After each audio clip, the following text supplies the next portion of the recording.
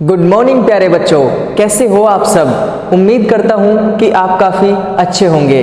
प्यारे बच्चों, 12th class NCERT की फिजिक्स का सेकंड चैप्टर हम पढ़ रहे हैं। अभी तक 2 लेक्चर कंप्लीट हुए हैं और पिछले लेक्चर में हमने एक इम्पोर्टेंट टॉपिक पढ़ा था कि वैद्युत द्विध्रुव के कारण वैद्युत विभव हम कैसे निकालते हैं। वहाँ पे हमने 2 कंडीशन पढ़ी थी। नंबर 1 कंडीशन थी अक्षीय स्थिति में और नंबर 2 कंडीशन क्या थी, निरक्षीय स्थिति में। आज हम एक इम्पोर्टेंट टॉपिक पढ़ने वाले हैं कि हमारे पास कोई वैद्युत द्विध्रुव होगा, उससे कुछ दूरी पर स्थित हमें वैद्युत विभव निकालना है और कुछ दूरी ना तो वो अक्षीय स्थिति में होगी और ना ही वो निरक्षीय स्थिति में होगी। मतलब कुछ डिस्टेंस लेंगे हम और उस डिस्टेंस पे कोई पॉइंट सपोज P फिक्स कर देंगे और उस पे हमें वैद्युत विभव निकालना है। तो चलिए स्टार्ट करते हैं। देखिए यहाँ पे मैंने टॉपिक का नाम लिखा हुआ है वैद्युत द्विध्रुव के कारण किसी बिंदु पर विभव। देखिए सबसे पहले हम एक वैद्युत द्विध्रुव बना लेते हैं।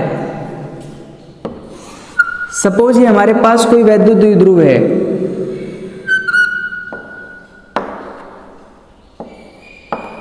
ये वैद्युत द्विध्रुव हमारे पास AB है।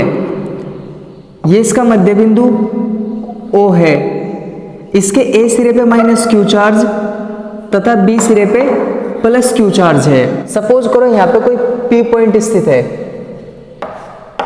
ठीक है। अब जो ये P पॉइंट है ना तो ये अक्षीय स्थिति में है, अक्षीय स्थिति में होता तो ऐसे होता, अब ना ये निरक्षीय स्थिति में है, लंबार्धक रेखा पे थोड़ी है। ये जो इस P पॉइंट की डिस्टेंस है O से, वो हम मान सकते हैं कि R है।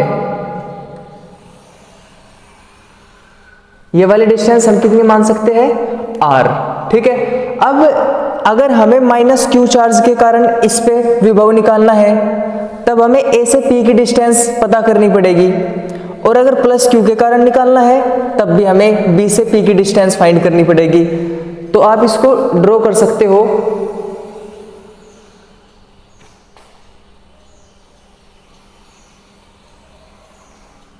ठीक है। अब देखो यहां पे हम परपेंडिकुलर डाल लेंगे। परपेंडिकुलर कैसे,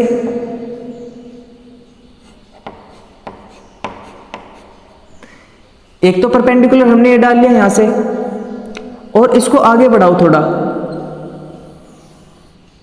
एक परपेंडिकुलर यहां से डाल लो।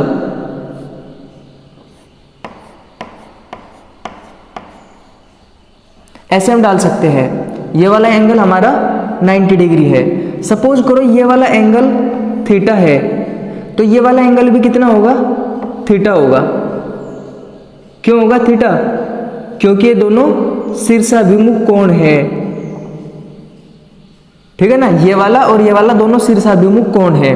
अब सपोज ये वाला पॉइंट हमारा C है और ये वाला पॉइंट हमारा क्या है, D है। अब जो द्विध्रुव हमारे पास AB है, इसके बारे में तो आपको पता ही होगा। जो द्विध्रुव के 2 सिरे हैं, इनके बीच की दूरी कितनी है, 2L है।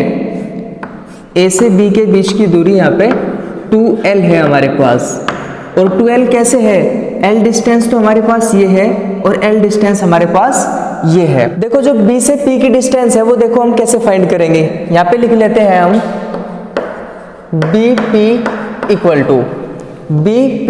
टू, देखो जो BP होगा ना वो CP के लगभग इक्वल होगा। BP CP के लगभग इक्वल होगा। क्यों, जो ये डिस्टेंस है ना, ये डिस्टेंस बहुत छोटी है। यहाँ पे हमें बड़ी डिस्टेंस दिखाई दे रही है, लेकिन हम तो डायग्राम की हेल्प से समझने की कोशिश कर रहे हैं। तो जो BO है ना, जो स्मॉल l है, वो बहुत छोटी डिस्टेंस है, इसलिए जो BP है वो CP के इक्वल हम कह सकते हैं। निकालना तो वैसे हमें BP है। अब देखो जो CP है वो भी नहीं है हमारे पास, ठीक है। जो R डिस्टेंस है ये किसकी है, O से लेके P तक की डिस्टेंस है R। अब एक काम करो, हमें CP निकालनी है। CP को हम ऐसा भी तो कह सकते हैं OP माइनस OC, कह सकते हैं नहीं। देखो हमें क्या निकालनी है, CP। हमें ये वाली डिस्टेंस निकालनी है C से लेके P तक। तो C से लेके P तक डिस्टेंस हम कैसे निकाल पाएंगे, O से लेके P तक की जितनी भी डिस्टेंस है उसमें से नीचे वाली डिस्टेंस माइनस कर दो। मतलब सारी डिस्टेंस में से नीचे वाली माइनस कर दो तो ऊपर वाली पता चल जाएगी। तो सारी कितनी है, OP माइनस नीचे वाली डिस्टेंस क्या है, OC।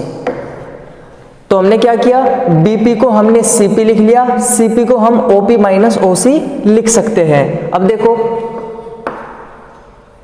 OP कितना है, OP है स्मॉल r माइनस OC कितना है, OC। तो देखो OC हम निकाल सकते हैं ट्रिग्नोमेट्री की हेल्प लेके। ये BC हमारे पास क्या है, लंब है, तो OC क्या होगा, आधार होगा, और OB सबसे बड़ी भुजा है इस ट्रायंगल में, तो वो क्या होगी हमारे पास, कर्ण होगी। तो हम यहाँ पे लिखेंगे त्रिभुज OBC में देखो कोस थीटा बराबर क्या होता है, आधार बटे कर्ण। आपने 10th 11th क्लास में ट्रिग्नोमेट्री में पढ़ा होगा, कोस थीटा होता है आधार बटे कर्ण, बेस अपॉन हाइपोटेनियस। तो आधार कितना है हमारे पास यहाँ पे, OC। आधार क्या है हमारे पास यहाँ पे, OC। तो OC अपॉन कर्ण हमारे पास कितना है, OB। देखो ये कोण है ना, कोण के सामने वाली भुजा क्या होगी, लंब होगी।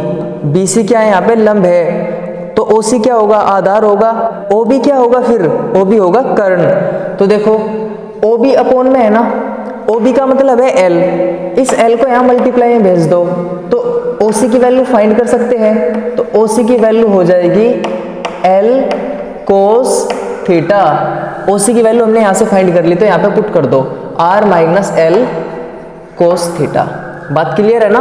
तो BP की डिस्टेंस हमने निकाल ली R minus L cos theta. अब इसी तरीके से हमें AP निकालना है, तो AP इक्वल टू देखो ये वाली डिस्टेंस निकालनी है AP को हम क्या कह सकते हैं कि जो AP है वो DP के इक्वल है। AP किसके इक्वल है, DP के। और कंफ्यूजन नहीं होना चाहिए आपको, देखो AP तो ये है और DP ये है। AP DP के इक्वल क्यों है, सेम रीजन, ये बहुत छोटी डिस्टेंस है तो ये लगभग इसी के इक्वल होगी। जब हम AP DP के इक्वल लिख सकते हैं और DP को फिर हम क्या लिख सकते हैं, PO प्लस OD लिख सकते हैं ना। देखो ये DP है या PD कह सकते हो, ये PD है, PD को क्या लिख सकते हैं हम, PO plus OD, PO plus OD। अब देखो जो PO है वो कितना है, स्मॉल r, PO कह लीजिए या OP कह लीजिए, वो है r। अब प्लस OD, देखो OD है ये, तो ये तो हमारे पास लंब है, कोण के सामने वाली भुजा लंब, ये लंब है यहाँ पे कोण के सामने वाली भुजा थी ये, तो ये लंब थी। तो कोण के सामने वाली भुजा लंब, तो देखो कोस थीटा की हेल्प लेंगे। कौन से त्रिभुज में, त्रिभुज कौन सा है ये, AOD, त्रिभुज AOD में कोस थीटा बराबर कितना, आधार बटे कर्ण। आधार क्या है यहाँ पे हमारे पास, OD बटे कर्ण कितना है हमारे पास, ये तो लंब है तो कर्ण तो हमारे पास क्या होगा, AO, तो AO लिख सकते हैं यहाँ पे। अब देखो AO की वैल्यू कितनी है, स्मॉल l है ना, तो स्मॉल l को हम यहाँ मल्टीप्लाई में भेज देंगे तो OD यहाँ से हमें कितना मिलेगा, L कोस थीटा। तो OD की वैल्यू हमारे पास यहाँ पे है L कोस थीटा, तो प्लस L कोस थीटा हम यहाँ से कर देंगे। अब देखो AP की वैल्यू भी हमारे पास है R plus L cos theta और BP की वैल्यू भी हमारे पास है R plus L cos theta. ये डिस्टेंस हमारे डेरिवेशन में यूज होंगी, इसलिए डिस्टेंस हमने पहले ही निकाल ली है। तो देखो जैसा हमने डायग्राम बनाया है, जो भी डायग्राम में हमने समझा है वही हम अपनी थ्योरी में लिखेंगे। तो देखो थ्योरी में हम कैसे लिखेंगे, मान लीजिए हमारे पास कोई वैद्युत द्विध्रुव AB है जिसके A सिरे पे माइनस Q आवेश तथा B सिरे पे प्लस Q आवेश है। इसके बिंदु O से, बिंदु O क्या है इसका, मध्य बिंदु, इसके मध्य बिंदु O से स्मॉल r दूरी पर कोई बिंदु P स्थित है। अब ध्यान इस बात का रखना कि ये ना तो अक्षीय स्थिति में है और ना ही निरक्षीय स्थिति में है, मतलब किसी भी बिंदु पे है। और इस P के जो पॉइंट है वो हम R और थीटा मान सकते हैं निर्देशांक ज्यामिति के अनुसार। हमने क्या काम किया, इस A से और इस B से हमने इस P की डिस्टेंस फाइंड कर ली, क्योंकि O से तो R डिस्टेंस पे P पॉइंट था ही। हमने क्या किया, यहाँ पे कंस्ट्रक्शन कर ली हमने थोड़ी, और कंस्ट्रक्शन करने के बाद हमने थोड़ी ट्रिग्नोमेट्री यूज की। ट्रिग्नोमेट्री यूज करके हमने एक बार एपी फाइंड कर ली और एक बार बीपी फाइंड कर ली। और मान लीजिए ये जो वैद्युत द्विध्रुव है ये k परावैद्युतांक वाले माध्यम में रखा है। तो चलिए अब हम इसकी थ्योरी को समझ लेते हैं। यहाँ पे हम लिखेंगे माना एक वैद्युत द्विध्रुव, माना एक वैद्युत द्विध्रुव AB किसी k परावैद्युतांक वाले, किसी k परावैद्युतांक वाले माध्यम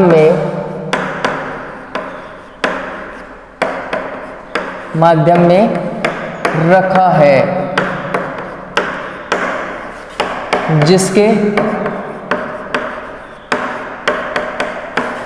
बिंदु A पर -q आवेश तथा बिंदु B पर +q आवेश, बिंदु B पर +q आवेश रखा है। इन दोनों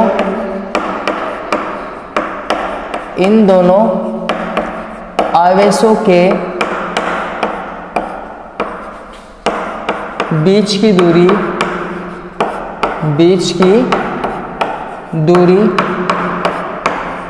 12 है। ठीक है ना, ये दूरी क्या है, बहुत ही कम है। इस द्विध्रुव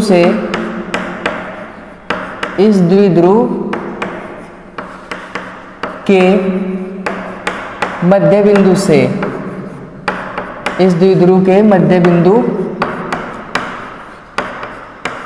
O से स्मॉल r दूरी पर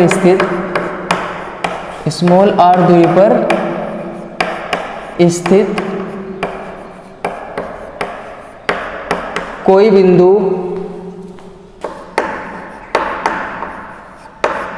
कैपिटल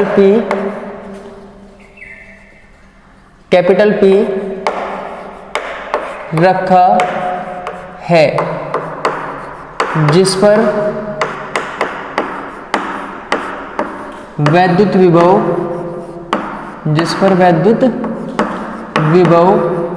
ज्ञात करना है, जिस पर वैद्युत विभव ज्ञात करना है। ठीक है, आपको मतलब जो भी है ना, जो भी डायग्राम में है आपको यहाँ पे अच्छे से लिख देना है। आपको फोकस रखना है डायग्राम पे। डायग्राम समझ में आ गया तो समझो पूरा टॉपिक समझ में आ गया। अब देखो -q +q दोनों के कारण हम निकाल देंगे। बिंदु P पर वैद्युत विभव क्या मान के चलो, V1 मान के चलो, तो 1/4 पाई एप्सिलॉन नॉट के, यहाँ पे क्या होगा Q अपॉन में तो हम R लिखते हैं, R का मतलब डिस्टेंस, तो +q से कितनी डिस्टेंस थी BP, और BP की वैल्यू क्या थी R - L cos थीटा, तो यहाँ पे लिख सकते हैं हम R - L cos theta. Suppose ये इक्वेशन नंबर फर्स्ट है। अब -q के कारण बिंदु P पर वैद्युत विभव, उसको हम V2 मान सकते हैं, तो V2 = 1/4 पाई एप्सिलॉन नॉट के -q अपॉन, देखो R कितना है, -q से डिस्टेंस AP, और AP की वैल्यू क्या फाइंड की हमने, R + L cos theta, R + L cos theta. Suppose ये हमारी इक्वेशन नंबर सेकंड है। अब देखो, अब बिंदु P पर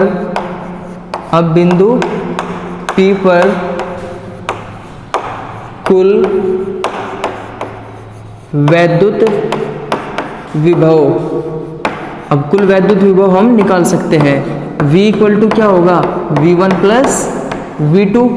अब V इक्वल टू, देखो V1 की वैल्यू कितनी है, 1/4πε0 K into Q upon R minus L cos theta plus 1/4πε0 K into minus Q upon R plus L cos theta. ठीक है ना, ये है ना। अब आप एक काम करो, जो Q और 4πε0 है ये कॉमन है, Q और 4πε0 कॉमन है, इसको बाहर निकाल लो। तो क्या होगा यहाँ से 1/4πε0 K इंटू Q इंटू में क्या बचेगा, देखो 1 बचेगा ऊपर तो 1/R minus L cos theta, बीच में क्या बचेगा प्लस, और ये वाला माइनस, तो प्लस माइनस क्या होगा माइनस। यहाँ पे क्या बचेगा 1/R plus L cos theta. ठीक है, इनका एलसीएम लेके इसको सोल्व कर लेंगे। तो V equal to 1/4πε0 K into Q into कितना, देखो दोनों की मल्टीप्लाई क्या होगी, एलसीएम होगी, तो R minus L cos theta into R plus L cos theta. इसकी इधर मल्टीप्लाई कर दो, इसकी इधर, तो क्या होगा R plus L cos theta minus R, और ये माइनस का है तो ये क्या होगा प्लस का L कोस थीटा। अब देखो माइनस R से प्लस R कैंसिल हो गया, तो यहाँ पे क्या बचेगा L cos theta plus L cos theta, तो इसको लिख सकते हैं हम 2L कोस थीटा। तो V equal to 1/4πε0 K into Q into, देखो कितना हुआ था यहाँ पे 2L cos theta, 2L cos theta upon, देखो यहाँ पे क्या होगा R minus L cos theta, R plus L cos theta है ना, तो A plus B A minus B की फॉर्म है, तो आप इसको एक काम करो A square minus B square कर लो, R square minus L square cos square theta. जो 2QL है इसकी जगह पे तो हम क्या लिख लेंगे, P लिख लेंगे। हमने अभी तक इसको कई जगह यूज किया है। कोई एक आवेश और दोनों आवेशों के बीच की दूरी के गुणनफल को हम क्या कहते हैं, वैद्युत द्विध्रुव का आघूर्ण। इसको तो हम P से प्रदर्शित कर देंगे। अब देखो जो L square cos square theta है, इसका आंसर क्या होगा, यहाँ पे हम लिखते हैं, यहाँ L बहुत छोटा है R से, अतः L स्क्वायर का मान R स्क्वायर की तुलना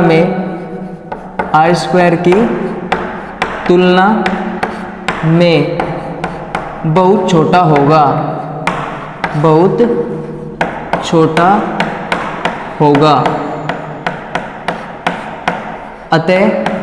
अतः देखो यहाँ पे क्या लिखा है, L square cos square theta, अतः L square cos square theta को नगण्य मानकर, नगण्य का मतलब क्या है, ना के बराबर, नगण्य मानकर छोड़ा जा सकता है।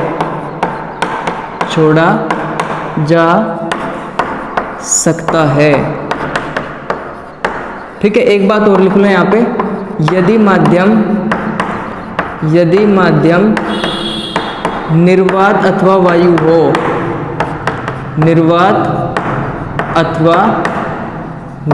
हो,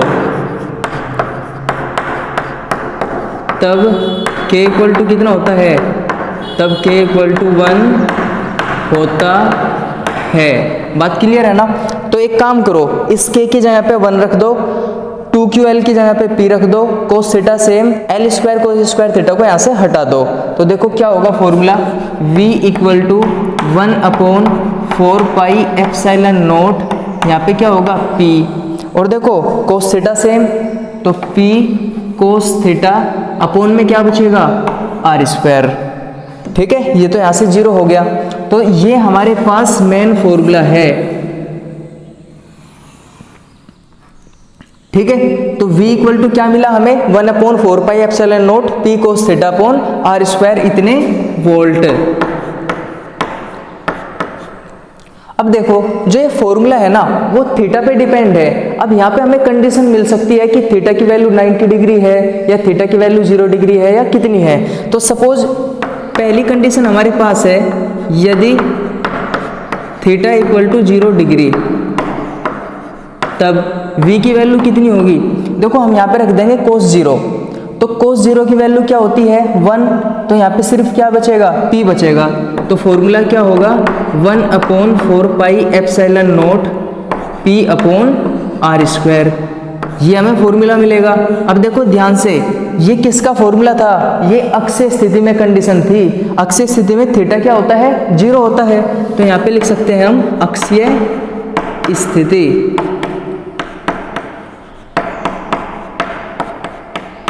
दूसरी कंडीशन भी हम ले सकते हैं, सपोज थीटा इक्वल टू कितना है 90 degree, suppose theta equal to 90 degree. तो ध्यान दो cos 90 लिखेंगे, cos 90 की वैल्यू क्या होती है 0 डिग्री। जब 0 की मल्टीप्लाई हम इस सब में करेंगे तो सब कुछ क्या होगा 0 होगा, तब हम लिख सकते हैं v इक्वल टू 0। और v इक्वल टू 0 कौन सी कंडीशन में होता है निरक्षीय स्थिति में, ठीक है ना, निरक्षीय स्थिति। तो प्यारे बच्चों आज का टॉपिक हमारा ये था, बहुत अच्छा टॉपिक है, आसान टॉपिक है, अच्छे से इसकी प्रैक्टिस करना, बड़ी आसानी से आप इसको सीख सकते हैं। आज की क्लास में इतना ही करते हैं, नेक्स्ट क्लास में नेक्स्ट लेक्चर में कुछ इंपॉर्टेंट टॉपिक लेकर हाजिर होंगे। आज की क्लास को अटेंड करने के लिए आपका बहुत बहुत धन्यवाद। Thank you very much.